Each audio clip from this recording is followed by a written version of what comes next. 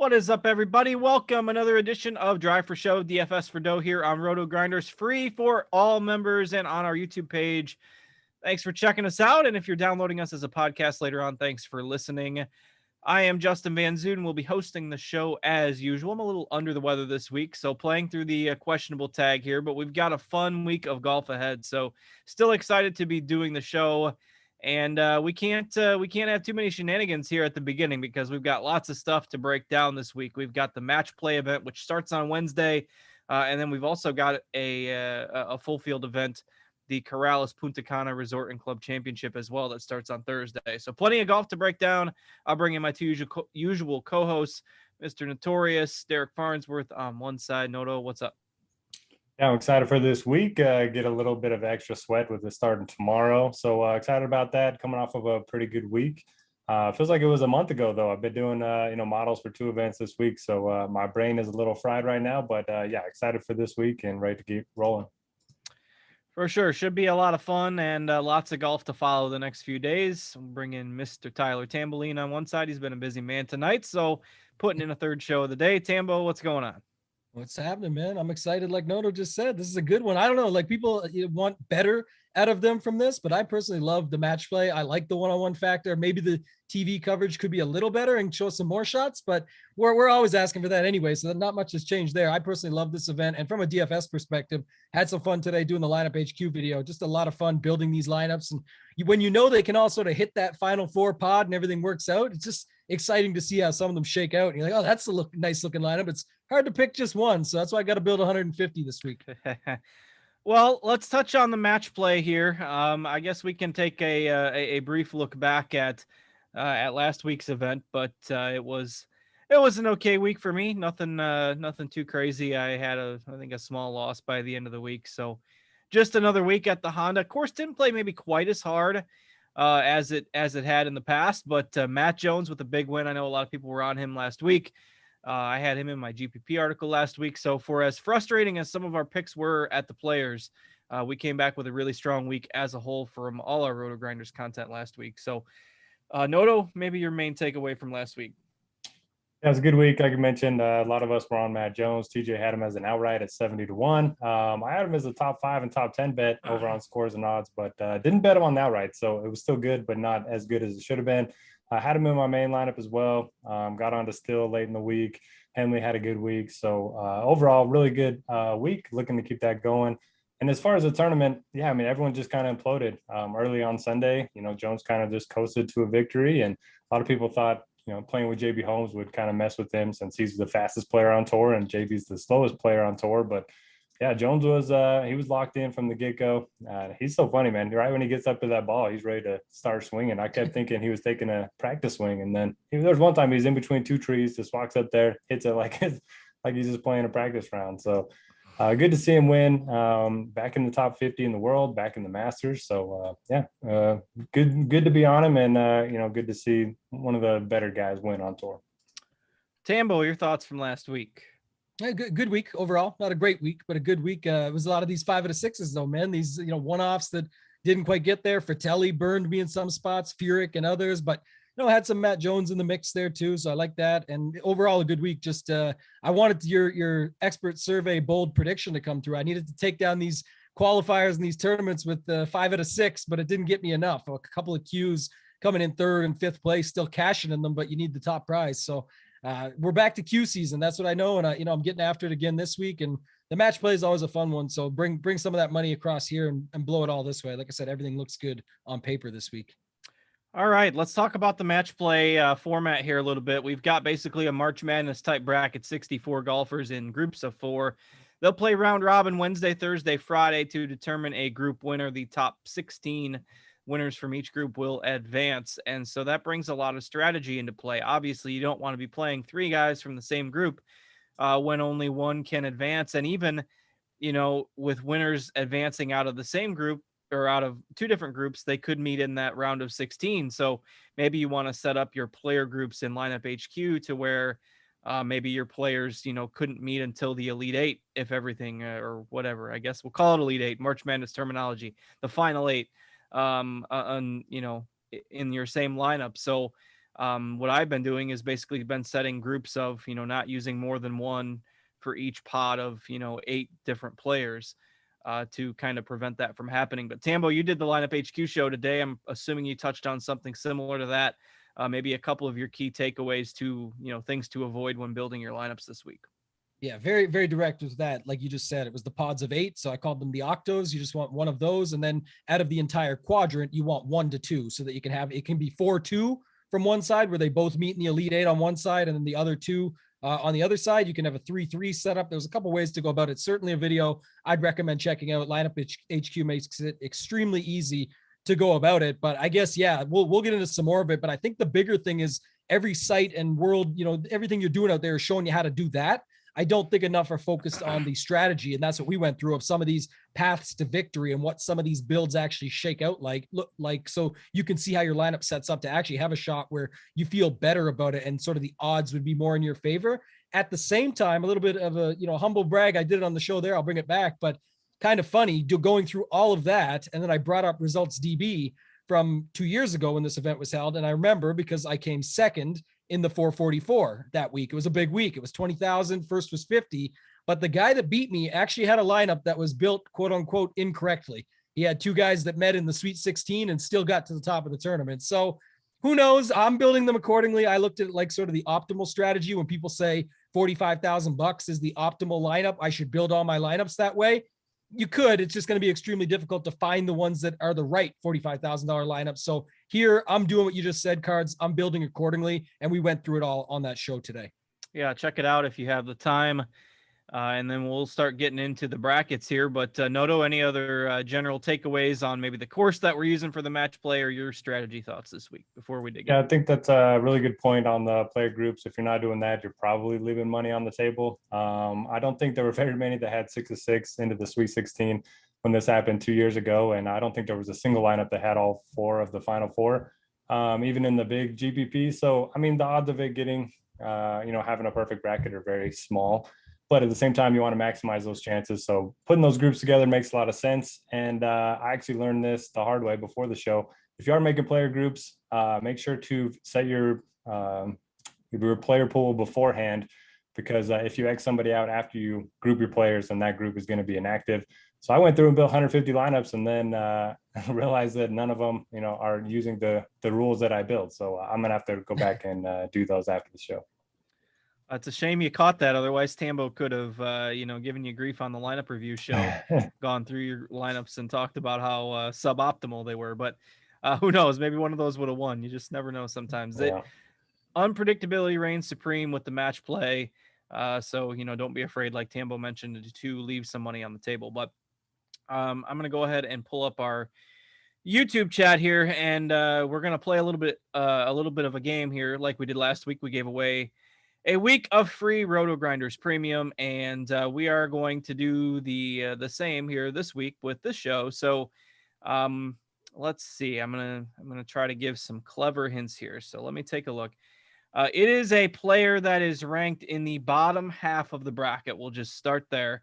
Again, winner of this gets a week of free Rotogrinders Premium. So one player that we all like to potentially come out of their group that is ranked in the bottom half of the field. So would be one of the bottom 2 quote unquote seeds in their pot of 4 that all 3 of us like. So we'll reveal the winner. Everybody just take one guess for now. We'll give everybody one guess to figure out who that is. And we'll give away a week of free Rotogrinders Premium here at some point throughout the show. All right, let's start with the first group. So we're going to kind of go through each group of 4 here, and group number 1 starts with the number 1 ranked player. That's Dustin Johnson. He is grouped with Kevin Na, Robert McIntyre, and Adam Long. So seems like a fairly easy path for DJ, but this is a tournament where you got to be wary of eating the chalk. So Tambo, who you like out of that DJ group? I don't know. I don't have the ownership up in front of me right now, but what's DJ at if you've got it there? Because that's kind of interesting to me. It does seem like an easy path, but I kind of like Kevin Na. Na's sort of, you think about Kisner winning this thing last time around, but you've got DJ's ownership there. I'll bring it 17. Up in a second. 17. Yeah, 17. So I certainly still want to have, so I don't think that's necessarily enough. And I think there's still ways you can work it around where, if that's, you can just do some swaps. If you got Bryson and Kevin Na in a lineup, you can flip that around and have DJ and Siwoo Kim in a lineup. Let's just, I'm not using exact numbers here, but just kind of the way I go about things when I do it. But those are the only two that really interest me in this group. So DJ looks like he could have a pretty good path if he does get through. So that's why I think 17 is a little light on DJ this week. And it is the WGC. He is the number one ranked guy, but we've got the narrative around number one seeds not doing too well. But I don't know, man. It does feel like an upset here. So Na's the guy I've got for the upset. Gonna catch myself on mute a couple times during the show. Got to keep myself muted so I don't cough into the mic here. But Noto, your takes on the group with DJ at the top. Oh yeah, one other thing I was going to mention. A lot of people were asking, we don't have any projections for the WGC since it is match play, but I do have my ratings that I use for my model each week. If you want those, I posted them in Discord in the golf channel. So just you can download that CSV and upload them and use those to build your lineups if you want. But yeah, Dustin, by far the best chances in my model to come out of any bracket or any group. So I like him quite a bit. Obviously won here in the past, great on Pga courses. Not too worried about Adam Long, Robert McIntyre. So I will have a few shares of Kevin Na, like Tambo mentioned, and I'm kind of hoping that Kevin Na can pull off the upset because I do like a guy quite a bit in terms of the guys that he's going to be facing in the next round. So I love DJ, love Kevin Na, and then I think I'm going to just X out the other two. All right. Yeah, it does seem like a bracket that you'd think one of those two would come out of. But again, you never know. I kept McIntyre in my player pool for now. We'll see if I'm wasting some lineups with that or not. But let's go ahead and move on to the next bracket, which is technically listed as Group 16, but would be the bracket that the DJ group winner would face in the round of 16. So that is Sungjae Im, Victor Perez, Mark Leishman, and Russell Henley. I like Henley this week. He's my dark horse kind of upset pick to win a group. I think this group is pretty wide open. I could really see any of these four guys coming out of it. So, and then, the whole bracket could open up if DJ happens to lose. But Henley's my pick out of this next group. Noto, I'll go to you first on this one. Yeah, I'm going to be overweight on Henley in MME, but I really like going with Sungjae Im in single entry contests. I think a lot of people are just going to gravitate towards Henley and towards Abraham Answer as their value plays of the week. They seem like, the best point per dollar options. They certainly are in my model. And Sungjae Im, he's been playing great. 5 straight top 30 finishes. The irons haven't been good, but he's one of the better total drivers of the field. He's always been good on Bermuda, especially these shorter courses. And this putter's been red hot. So we saw him play well at the President's Cup. I think he's going to put a lot of pressure on his opponents. And I think he can go pretty far if he gets out of this group. I do worry about Henley. So again, I'll be overweight on him. And then I think a lot of people play Leishman too. We only have him at 5% ownership right now, but I've heard his name being brought up quite a bit as a guy that, a lot of match play experience. For me, the form's just a little too off. And then Victor Perez, I don't really know. He could surprise some people, but I don't think I'm playing him either. Tambo, your thoughts on this group? Yeah, just to clarify quick, Jeffrey Wilson in the chat. Yeah, the number one seed narrative is actually good for number one seeds. What the narrative is that the top seed in each group, and that I know it's only a 5-year sample size that people are going off of, but it's like DJ, JT, in this case, Morikawa, as well as Rahm. It's unlikely that we'll have all 4 of those guys move on and get all the way. DJ could absolutely take this thing down. And like Noto said, rates out really high. Like I said, I think he's too low at 17% for what he has in front of him, especially I think he can get through this group. I do like Sungjae Im. Hard not to like him here. The, President's Cup experience looked pretty good there. His trending form is 28th, 21st, 17th, and 8th. I thought last week looked, so just to put him and Henley, because they're the same group, Henley made every putt I saw on TV from 30 feet. Im played like sea golf and came 8th at a tournament that he won the year before. So I really like him. My dark horse here is the guy that Noto just mentioned could definitely pop up. Victor Perez had to make that putt at the Players to make the cut, go on to finish T9. Rory McIlroy's old caddy on his bag, little nugget. I like that guy to come out of here as a surprise. And who knows, man, he could be, I look back at 2019, Lucas Bjerregaard was in the Final Four, beating Tiger Woods to get to the Final Four. So anything can happen. This is a guy that has some serious moxie over in the Euro Tour, makes cuts, good finishes, things like that. So he's a 31 seed for a reason, but I like him as the upset play. That's twice now. All right. I like this group. I think it's wide open. And again, if DJ loses, could get a little crazy in that top left quarter of the bracket. Let's move on to the next group, which is Webb Simpson, Paul Casey, Mackenzie Hughes, and Taylor Gooch. Pretty strong group here. Simpson and Casey, 9 and 17 overall seeds. So in theory, the best second seed with Casey is in this group. And again, seems pretty wide open. So Tambo, I'll let you have the first crack at this one. I think, yeah, Casey looks like the play, but I kind of like Webb here. The issue is for me, just to make it quick on this one, I don't think I like this group as much. I personally think we'll talk about, we get to the other side, the JT, and people call it the quote unquote group of death. I think the group below this looks pretty much like that as well. Hatton, Westwood, Garcia, Wallace. I don't really care who wins out of this group. I don't think the chances are as high they'll get through the next group. So it worries me a little bit there. Webb is the guy that I think would be my favorite play in here, but not going to play much from this group personally. All right, Noto, what about you? Ooh, I'm playing a ton of Paul Casey. I think he can go pretty far in this tournament. Look, he's number one in the field in my course comp score. He's advanced into the top 16 2 of the last 3 years. He's been good, top 10 finishes in each of his last 5 events. I did have a 12th in there, I guess. But I'm not too worried about anybody else. I mean, Webb Simpson is 1-8 in his matches at this tournament the last 3 years. He was also really bad at the President's Cup. I remember because I paired him with Patrick Reed, and they kept sending those two out, and they kept losing every single day. So that was frustrating. So, yeah, I mean, I worry about his form in match play. Taylor Gooch has never played this event, neither has Mackenzie Hughes. So I absolutely love the spot for Casey. I think I'm going to go about 40%, probably my highest home golfer of the week. All right. I like Casey. I'm keeping Gooch in my player pool as a dark horse, but, it's more on anything can happen sort of thing other than, just on a whim. So, and Tambo brought up a good point. Like that next group, 4 European golfers, very strong with Hatton, Westwood, Garcia, and Wallace. Though we saw Westwood maybe show some signs of fatigue. He was really bad last week. We kind of all called the fade on Westwood on the show last week. So this group is really interesting. And pretty wide open. So Noto, your thoughts on the next group with Hatton leading it off? Yeah, I mean, I don't know. I don't really feel that great about Westwood. Talked about having tired legs. Obviously, that showed last week. Even some of his shots, he was taking putter out from like 20 yards off the green. So I don't really know where his game's at right now. Matt Wallace, I just think he's not as good as the other guys in this group. So I'm going to be overweight on Hatton and overweight on Sergio. Sergio, this is like his home course. He's going to be able to sleep in his own bed. So I like the home game narrative. He's also been very good in match play throughout his career. And then Hatton's just a grinder. He's going to be a guy that's never going to give up on a hole. He's never going to give up on a match. So overweight for me on both Hatton and Sergio. All right. Interesting. Tambo, your thoughts on this group? Almost identical. The one I like quite a bit more. I do worry a little bit about Hatton's ownership being up there, but it's probably for the better. There's a couple plays like that just are what they are. Like Noto said, you can't really describe it any better. So I really like Garcia, though. I've got him, much higher than this seed. He's looked really good lately. Couldn't buy a putt, and still, what was it, 9th place at the Players, and he couldn't make a putt. So I think there's going to be opportunities here throughout.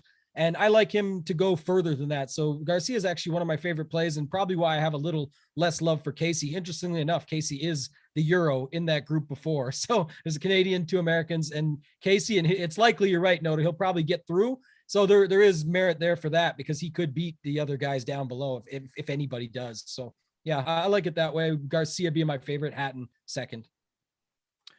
All right. It wouldn't shock me to see something weird happen in this group. Like Matt Wallace is another guy who he's a competitor, and all these guys are. I mean, Westwood's the only guy I really don't like after what we saw last week. I could see playing any of the other 3. All right, let's move on to the next group. I think it's the Bryson group, and I think this is really interesting because I'm not sure, I'm going to have to be sold on how well Bryson's game translates to match play. I'm not super sold on that. Fleetwood, we haven't seen a ton of form. Siwoo Kim's form's been slipping a little bit. And Rosner, one of the bottom seeds in the tournament that a lot of people don't even know a whole lot about. So this group is kind of meh for me. Tambo, your thoughts on Bryson's group? I like this group. I like a few guys, actually. So Bryson definitely makes sense to me. I think, just again, the one interesting part is like you look at like him and Westwood, the whole thing with the hole where he drove it huge and then they ended up making the same score. That's going to be match play for you. Like you say, some of those advantages can get wiped away. So that does make it a little bit more interesting to someone to upset him here. I actually go to Siwoo Kim and Rosner, though. I think these are a little bit of some dark horse plays. I don't, Siwoo can be a killer. We've seen it plenty of times, and plays well, very well, we know, on Pete Dye courses. So sort of the translation here as far as the comp goes, that's where a lot of people are comping this to, with Kisner doing so well here and things like that in the past, that I think Kim could be an interesting play. And then Rosner just won on the Euro Tour, big putt to win, get that in. I do think I'll bring it up with another guy later, but confidence is king at a tournament like this. And, Bryson's got some confidence. Rosner is going to be coming in with some. So this group is pretty interesting. And I don't know, when we get to the next one, Finau, Kokrak, Willie Z, and Fratelli, how hard is it for them to bust through that? Maybe not. So, depending on who gets through, this one could be the one to go right through, even further. So that's how I see it. All right. Nobody has guessed our dark horse under the radar lower seed to win their group yet. And we obviously have not discussed that golfer yet. So can I give a hint? Can we give a hint? No. Without giving it away? I don't think it'll give it away. Okay, go ahead. The N in Noto stands for nice, by the way. This guy always wants to be the nice guy here. It's a deep cut that we've talked about on this show a couple years ago. He has a doppelganger on the PGA Tour. All right, that's the hint. We'll give everybody even if you've already guessed, go ahead and guess again. I'm trying to get a winner here. Free week of Rotogrinders Premium Access. So Tambo was just kind of transitioning it to the next group, but Noto, your thoughts on Bryson's group, and then we'll move along. Yeah, like Tambo mentioned, I like the winner of this to potentially win the next round as well. So I'm going to have exposure to 3 guys. I don't think I'm going to play a lot of Rosner, but Siwoo Kim, Pga Specialist, Tommy Fleetwood. I pulled up the results from the official World Golf Ranking, events at this place. So they didn't just do like the 17th place finish and then 64th place finish. They go ahead and actually go through who won the matches, and they award their points based off that. So Fleetwood was the last man left out each of the last 2 years. So even though he hasn't been in great form, I think he's interesting. Bryson, obviously, he can be aggressive if he wants here. We've seen a lot of guys take the bomber strategy, or he can lay back like he did at the Players. So I got a lot of interest in those 3. Going to be fading Rosner. All right, let's go ahead and move it on to the next group. I'll keep it there with you, Noto. Finau, Kokrak, Zalatoris, Fratelli. A lot of golfers that have been trendy for DFS in the past for one reason or another.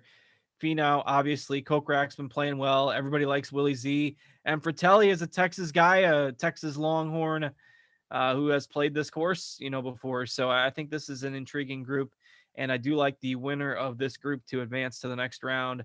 I think Kokrak is sneaky. Recent form is pretty solid. Fratelli, if you want to play the home game narrative, I like this group as a whole. So Noto, your thoughts? Man, I'm the opposite. I think this is the one group I didn't have any exposure to my first run. I just don't know who's going to win it. I kind of felt like I needed a little bit of everyone. Fratelli went to Texas, so he's got the home game narrative going a little bit. Kokrak, I do agree with you there. He's been playing well. His putter's been heating up, and he's long been a very good ball striker. And then, Finau and Zalatoris, both great ball strikers, and then bad short games. So I don't know how their game's going to translate to match play. Tambo, you like this group any better than Noto does? No, I'm actually with him. And as I said on the last one, I just feel like the other group can mow this one over. But the one guy that stands out is Finau. I haven't heard enough talk about it, but Finau playing Vegas money games since, way back in the day, head-to-heads, match play. Like this seems like a better setup. I'll bring that up a couple times throughout as well. But guys like him, Rory, maybe just a change of scenery, a type of, in the sense of a change of style of event could be the thing for them. So I do like Finau in here. Fratelli, flop lag after last week busting me up at 8,200. I can see that, but that's more of a bias thing. So like what you said about Kokrak, it's, all those guys are going to be in play, I guess. But for me, it would be Finau that stands out the most, and hope that he can finally get a W when it's not a stroke play event. All right, we'll go ahead and move on to the next group. So we're on the bottom 2 groups of the left-hand side of the bracket. Victor Hovland's my pick to win this event. He's 30-1. I think that's way too long odds. He loves match play. He's talked about this event time and time again and how he's looking forward to playing it. And I like the way his game translates to this course. I think he's got a winnable group, and people are going to play Answer as their value play this week. I think it's leverage off of that. I like Hovland a ton, so I am riding the Victor Hovland train this week. 30-1. Go put a bet on it. Bet on him to win the group. The Answer chalk. He's probably my second pick out of this group, but I am riding Hovland this week. So Tambo, your thoughts on this group? Man, just dogging my play right out of the gate. I got 60-1 on answer, feeling good about it. But Hovland is the guy I've got next to him. And I've got those two moving on beyond this tier. So I'm actually heavy on both those guys. Not much interest in Burned or Streelman there. I'm with you on everything you said. What I do like is sort of that, and we talked about that on the video today, and for the premium members was some of the strategy to it. Answer is going to be popular. Hatton's going to be popular. Connors as a value play when we get there. So little situations like that, it's very easy, like you just said, Cards, to get some leverage there. I could see like a Hovland Bryson when we get to that point. And so those guys in a lineup together, even that would be kind of fun. I just could see that. So, and both with the amateur or I should say NCAA experience in going deep in these match play events. So Hovland down here, we talked about Bryson up above, they could easily meet up. So I don't hate your Hovland call, but it's Answer and Hovland for me. All right. Noto. Yeah, Justin, you like Hovland for the same reasons I like Sungjae. I think it's a nice, pivot off of the cheap value chalk. So it makes a lot of sense. I'm definitely going to be overweight on Hovland. Wish I would have seen your blurb about him loving, match play in this event before I made my outright picks, because I would have added him to the card. So yeah, I like Hovland. Obviously, Answer is going to be a strong play as well. Really good on Pga courses. Really good match play, President's Cup, like Tambo mentioned. And I think we can X out the other two. Feel pretty good about it being Answer or Hovland coming out. Yeah, I think their head-to-head match is probably going to decide that group. And I believe, do they do this to where the top two seeds meet the third day? Is that how that works? I think so. I think so. I think that's correct, I think that's how it's done, but I can't. Right now in the schedule, it only shows tomorrow's matches, but I think they do it to where the top two seeds meet the third day. So if they're both 2-0 going into that final match, it would be an interesting one for sure. All right. And I think the winner of that group, whether it's Hovland, Answer, I think the winner of that group moves along this next group. I have actually seen some people talking about Homa as a value, Horschel. Of course, Morikawa can always get hot with his irons. So tough group to peg for me. Noto, your thoughts on this final group on the left-hand side of the bracket? Yeah, I agree with you. Tough group for sure. I've seen Morikawa's ownership higher in other places. I kind of hope that's true because I don't have a ton of him this week. I just worry about his short game. But again, he's going to put a lot of pressure on his opponents, throwing a lot of darts at these pins. But for me, I think I'm going to be off of Morikawa. I like Poston as like a super sneaky play in this one. He's only 6,300. He's a guy that can get hot with the putter and let a lot of people down last week, including myself. So I'm going to be playing a little bit of Poston, a little bit of Horschel, and that's about it. All right, Tambo, your thoughts on this group? We can move pretty quick here too. Very similar. The one thing I'll say on Poston, why I like him quite a bit actually, is just because match play, we talked about, it's a different animal or a different beast, if you will, but at the same time, he's so bogey free to round out the players. That'll come in pretty handy. You'll win a lot of matches, a lot of holes that way within your match. And when he won the Wyndham, he was bogey free the entire tournament. So a guy that can go out there, has enough game all around. And don't forget, Homa's his boy. So he'll be wanting to win that matchup and get that out of the way. And then it's just got to win, he's got to just go from here and see what the rest of the other guys do. But I guess if he gets that out of the way, talk about confidence is king. That'll be a spot that'll move him along. So hopefully he can beat Homa and have a good week ahead of him. I'd be willing to bet that the Homa versus Poston head-to-head matchup will have some dimes on the side as in-game wagers between the two of them for sure. Homa's got some money to burn too, by the way. Don't forget, he's got a few bucks. All right, let's move to the right-hand side of the bracket. Group of death, as Tambo mentioned earlier, JT does not get any favors. Oosthuizen, a guy who is always capable of playing good golf. Kisner, a winner and a runner-up finish in back-to-back years at this event. And Kuchar has played well here in the past. So really strong group, though Kisner and Kuchar are certainly not playing great golf right now. To me, I think if JT, obviously, if he plays his best golf, he's still going to come out of this group. So if people are scared off by the group and not playing JT, I think I'm still pretty comfortable playing him. So Tambo, your thoughts on JT's group here? Yeah, I lied earlier and said I'd pull up the ownership. I was just going to say that. You just nailed what I was about to say. That's sort of what my thought process was all day trying to think about it, was like, if people aren't going to play him, and sure enough, I go and look now and I see 11%. That's probably a mistake. Like you said, Kuchar's, these guys have the match play records for sure, but we're talking, 2019 and before. Obviously, you got some President's Cup stuff in there, but the point would be, it's going to be a good matchup for JT. Pretty much anybody in the world that he's playing against, and the game that he's got right now. Again, talk about confidence. He just won the Players, so I'm going to be okay with that. The guy I did like is Louis. I always like Louis though in tough events, and if it's only one-on-one and he only has to beat one guy, well, that's a lot easier. He's good at beating like everyone except one in stroke play, coming in second. Here, he just has to beat one guy at a time, few matchups. I like JT for the ownership factor, and then Louis as the other guy in here. All right, Noto, any additional thoughts on that bracket for you? Yeah, I'm with Tambo in that I love Louis heading into the week. I kind of was hoping for a better grouping for him because this is tough. I mean, Kisner and Kuchar both excellent match play records, but they have both been in bad form. JT coming off the win, historically not great on Pga courses.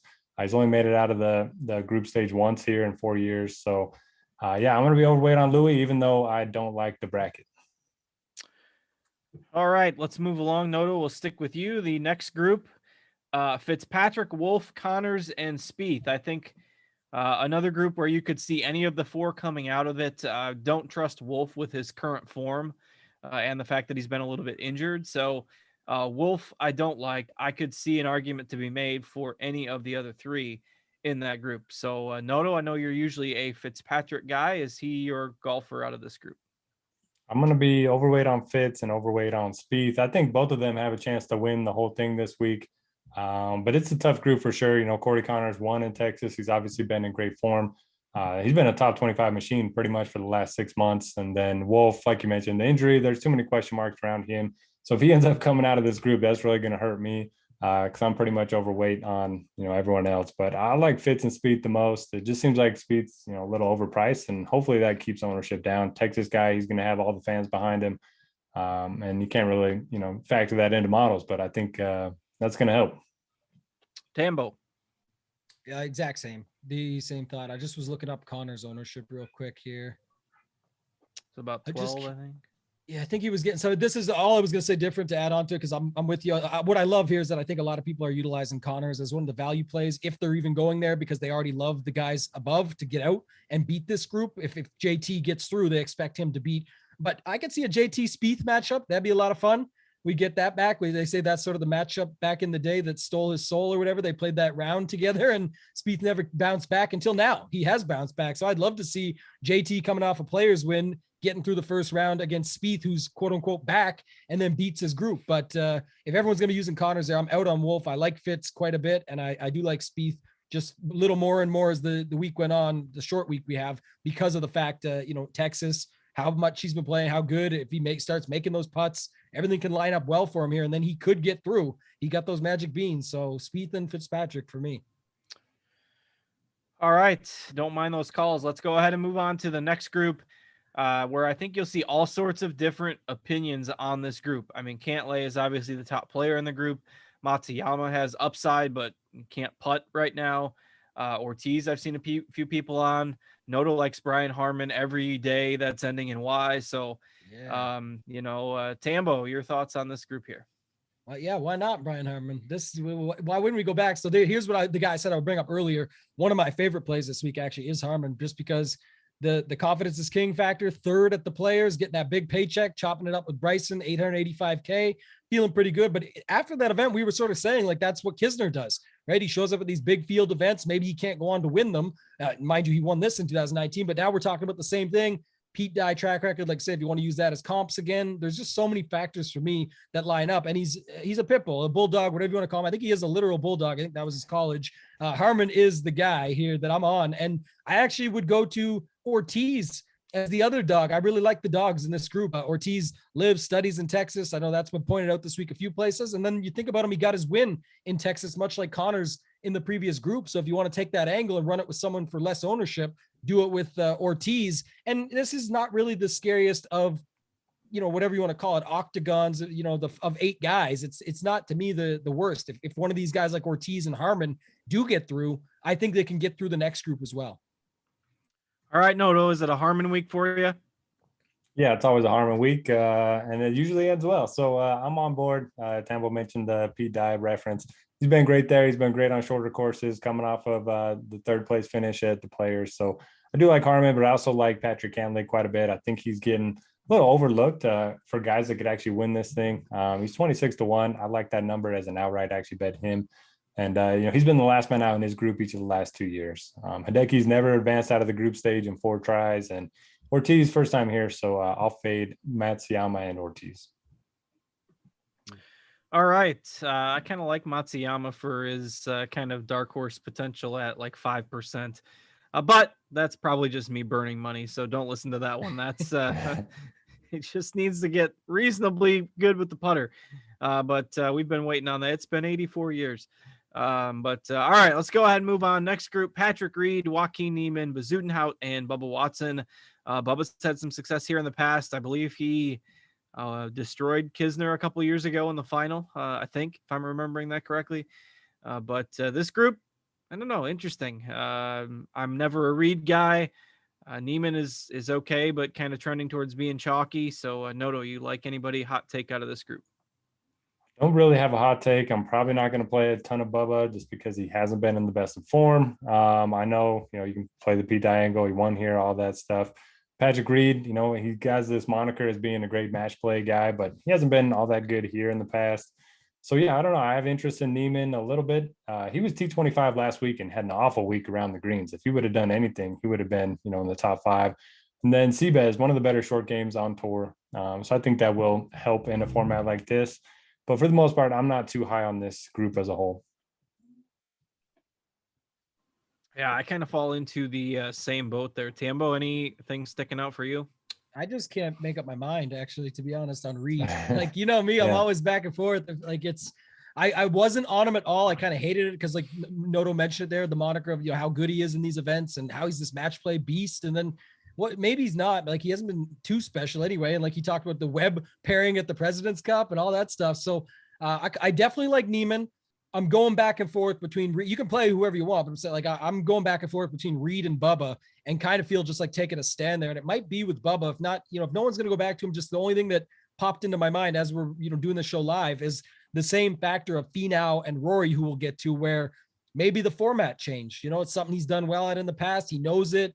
Everything's been okay. Just the form has not been good. So other than that, I think it could be a little bit of a Bubba week there. So maybe I will go back on my Reed take and play some Bubba instead of Reed. Go with Niemann, though. All right. Next group, Schauffele, Scheffler, Day, and Sullivan.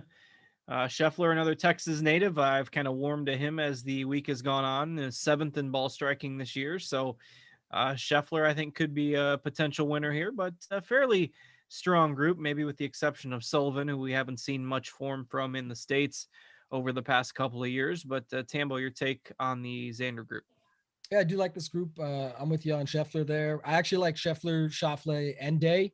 Those are the 3. Not big on Sullivan, but the reason is because basically I have I do like Rory in the next grouping, but other than that, I don't like much at all there. So I really do think this is the one that moves on beyond this. So that's kind of how I'm focusing my builds, and that to me makes a lot of sense. So if I had to rank them, it's probably Scheffler, then Day, then Schauffele. But Schauffele can show up any given time. So it really comes down to, you can't play all these big guys. If we like JT and we like, DJ and Bryson and all these guys, you can't really play them all. So, or enough of all of them. So I'm going to take some shots here with Scheffler and Day in the middle.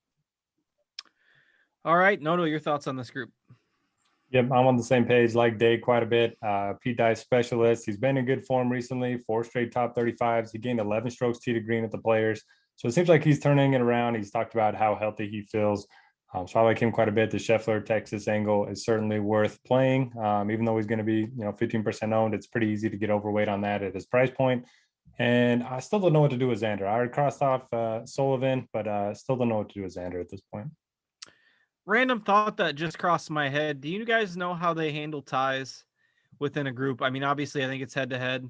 If you got 2 guys that are 2-1, but what if theoretically, what if every match in a group ends in a tie? So they used to do a 1-hole playoff. I don't know if that's still the case, but I remember watching a couple years ago. And they did play. So I was thinking along the same lines. So that'll be interesting to see, and I'm sure we'll get something out of it. That's part of the excitement of match play, man. That's why I love match play. It's like a playoff all the time. And not to throw this off right quick, but just thinking back to that previous group. I don't know if you guys remember. I think it was the Memorial. the back and forth between JT and Cantlay a couple of years ago. That's just one you never get to see that I would absolutely love to see that. And it would be in the quarterfinals. If you could get to JT and Cantlay, that would be one of my favorite matchups to watch all week if we could get there. Actually, I think that's in any case of a tie. So even if you have a head-to-head win, I don't think it matters.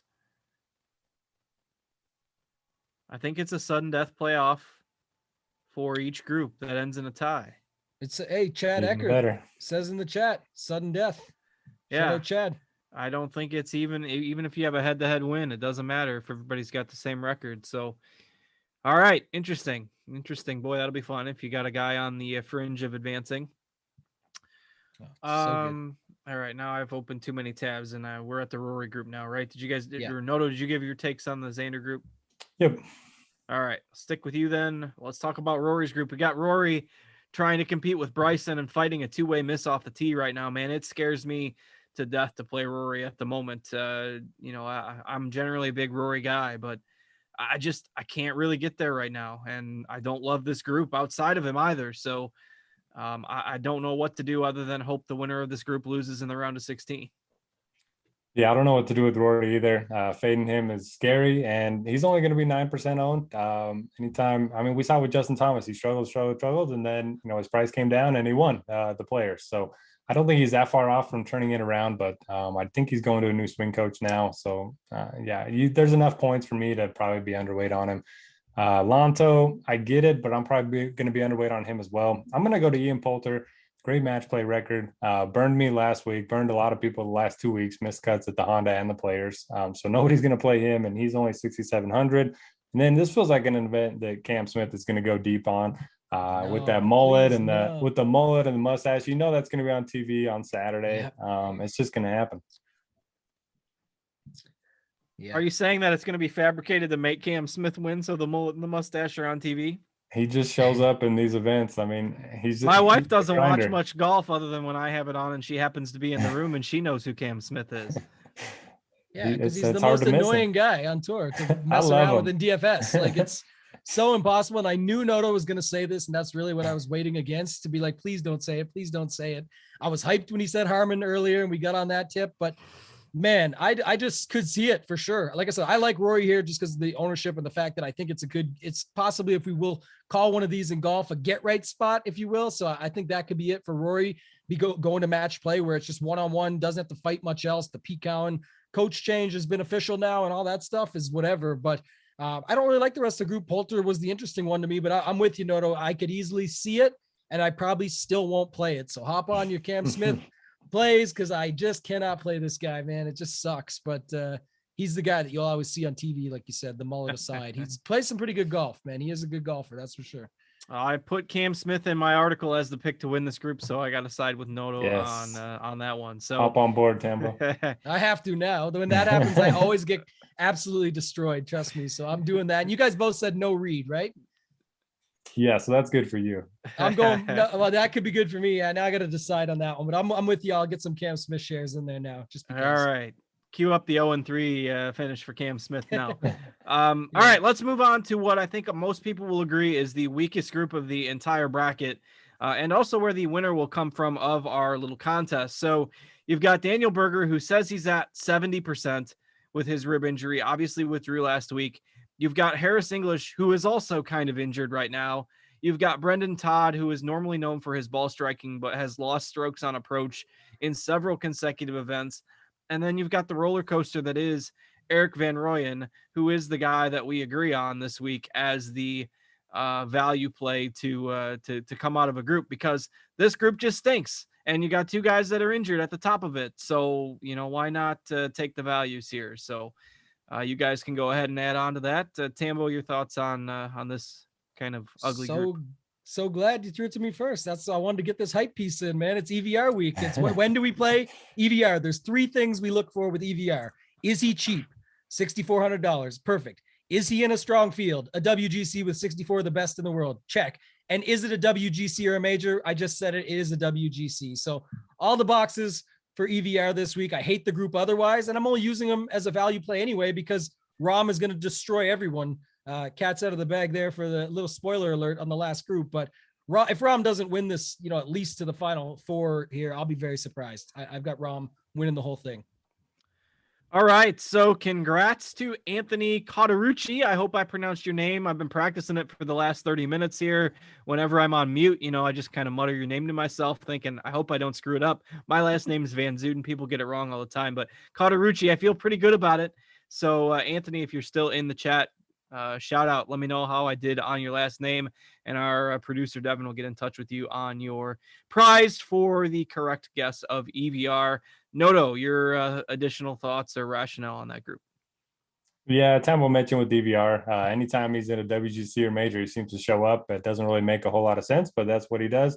But yeah, Daniel Berger is interesting to me. I know he's got the hurt rib. I know he pulled out last week, but he did have the hurt rib at the Players where he played very well. He's been good on these shorter Bermuda tracks, and nobody's going to play him because of the injury. So I will be overweight on Berger. I do think he's a guy that could go far if he's not injured. And then English pulled out last week with I think it was a back injury. He hasn't been playing very good. Brendan Todd just really struggling in terms of upside recently. So for me, I'll have some EVR and some Berger. All right, let's move on to the last group. We know that Tambo likes Rahm a lot to kind of come out of this pod here. Noto, your thoughts on agree or disagree on Rahm? Seems like outside of Palmer, who I think could challenge him. I think, Lowry and Munoz would seem to be guys that Rahm should beat. Yeah, Rahm should dominate, and he should dominate the next round. But if he doesn't, and the guy that wins this, group here, they got a chance to go at least to the Sweet 16 or the Elite 8, because we talked about the other, one not being very good with the Berger, English, Todd, Van Reen. So I like Palmer. I'm going to be way overweight on him. From Texas, obviously, buddies with John Rahm. I think they won an event together, the team play event. So I do have some interest in Palmer, but Lowry, Munoz, pretty easy fades for me. Now, the good news about all this is if you pick all the guys who lose on Wednesday, you can enter contests for the Corrales on Thursday because it starts, when a golf tournament normally starts. So you got a second chance, a second life for Tambo when EVR loses 6 and 5 tomorrow. It's just it's a backup plan for this week. So DraftKings does have a $50K to first GPP for the Corrales FanDuel. That's the only tournament that they're offering here.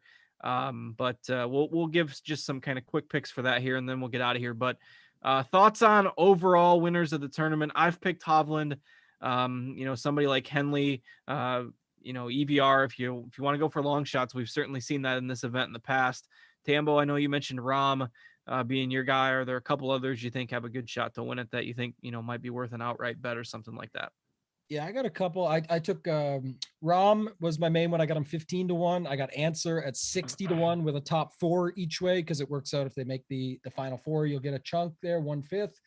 And then Sergio was the other guy that I bet, and I bet Webb too. I talked about on the Fantasy Golf Tournament spot before. I bet Webb blind, and then saw it came out, but I'm okay with that because I like that spot on the board where Webb or Sergio get through and then could get further. I feel much better about my Sergio bet right now, though. With I said Battle of Spain. Give me Rahm and Sergio in the finals. Let's see it. All right, Noto, you got what else on your betting card this week? Yeah, I got Rahm as well. And then I have too many outrights this week, but I couldn't help myself because I can't do any top 5s or anything. So also I have Cantlay at 26, Spieth at 26, Haddon at 35, Sungjae at 35, and Day at 50. Spieth, 26. Spieth is 26. Spieth is 26. That's crazy. Yeah. I could never press that button, but yeah, it's like you said, anything can happen here. I'm just making fun of you a little bit, but love all your other plays. And you're my guy. Now. I got to double down. You got to double down. I'm dogging the play, but yeah, it's 26. It's like I can't because so many things can happen here. Love all your plays, but that one sucks. I'm honest. Yeah. I'm honest. No one knows this. Spieth having shorter odds than Hovland is crazy to me, but I'm the Hovland homer this week. So, yeah, that kind of covers the match play. Embrace the variance. Double down with the Corrales if your match play lineup struggle. The Corrales is an interesting one. Weak field event in Punta Cana this week. So you've got Thomas Pieters as the most expensive golfer on the board. That should tell you everything you need to know about the event. I have put a little bit, if you are a premium member over at Rotogrinders, put a little narrative about this event in my GPP article. I know Noto did the same with his core play stuff. So Noto, some quick takes on Corrales if you guys you like. Yeah, talked about him a lot in my model video as well as the article. So we do have some good stuff up. I think we have projections up as well in lineup HQ. Yeah. So if you want to check that out, that's good. Spend up options. I like Thomas Dietrich. He's played here each of the last 2 years, 233 each of those finishes, and he's been in good form recently. Value play, Joel Dahman. He's missed 6 of 7 cuts, and he's a core play for me this week. That goes to show how bad this field is. Yeah, it's pretty ugly, but hey, it's golf, and it's a chance for a sweat at maybe 50K. So Chase Seifert, another guy, played pretty well last week. Had the best round of the day. You know, I love those Sunday hot rounds. Gained 4 strokes putting on Sunday, but was also 5th in the field on approach at the Honda. And he's a guy that we've played as a value, you know, on several occasions. And he's only 8K in this field, which is basically a glorified Korn Ferry Tour field. So I like him at 8,000. Justin Suh, another guy that I don't mind. And Thomas Detry, I think, is a good shot at being a top golfer in this field. So Tambo, you got any quick thoughts on Corrales before we get out of here? I got like 3 shows going today. This will be my backup plan, but you know, Thomas Detry or Dietrich, whatever you want to call him, Joel Damon, Sepp Straka. There's some good plays out there. I've heard you check out some Rotogrinders stuff, and those are some of the plays I know that the best are on. So I'm going to say those guys for right now, and I'm going to build my lineups accordingly after some of those 6 and 5s tomorrow you mentioned, and do it up that way. But by the way, Noto, so Chad Eckert again in the chat. That's a good guy. Says Noto can't bet Tiger this week, so you know he's got to bet Spieth. Right, that's why. I actually went to this event 2 years ago when Tiger got to the Elite 8 or Final 4, and then took like a month off and won the Masters. So good vibes for me at this event. That's awesome, man. All right, well, that's gonna about wrap us up for this week. As always, a fun show. Thanks for checking us out. Congrats to Anthony on the free week of RG Premium, and good luck to all of you as you build your DFS lineups for this week. We appreciate you. Thanks for checking us out. For Noto and Tambo and our producer Devin, I am Justin. Have a great rest of your week, everybody, and we will see you back here next Tuesday. Take care.